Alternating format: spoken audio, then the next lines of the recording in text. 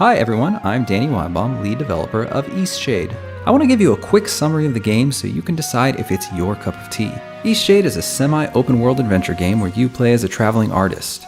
The game is quest-driven, so this is a game where you're exploring, finding new cities, meeting new people, and completing quest lines, which in turn leads to opening up new areas, new characters, new items, and new methods of transportation. It very much feels like an RPG, but instead of everyone in the world having a problem that can be solved with combat, in this world, inhabitants often have problems that can be solved with the help of a painter. The clever painter back again. The act of painting itself is not the core of the game. Creating paintings feels more like taking a photo.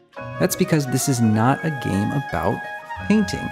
This is an adventure game. The focus is on questing, finding new places, and figuring out how to get to new places.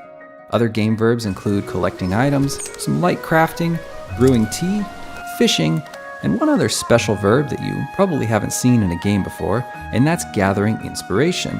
You see, every painting in Eastshade costs 1 inspiration. The game is all about soaking in the world. We reinforce this with the mechanics by giving inspiration for certain activities.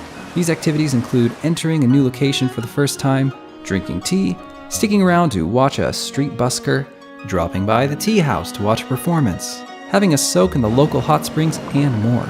The quests themselves are pretty varied in nature and highly narrative with lots of intrigue and novelty. You'll do everything from painting the local wildlife to creating an ad for a hot air balloon ride, and of course getting to ride in said hot air balloon, solving ancient town mysteries, to catching that fabled big fish in the lake. So it's not all painting, but if you do love the painting quest, there's loads of them in the form of a commissions board at the big market. So this is not a walking sim. There's lots of progress and clearly defined goals for the player.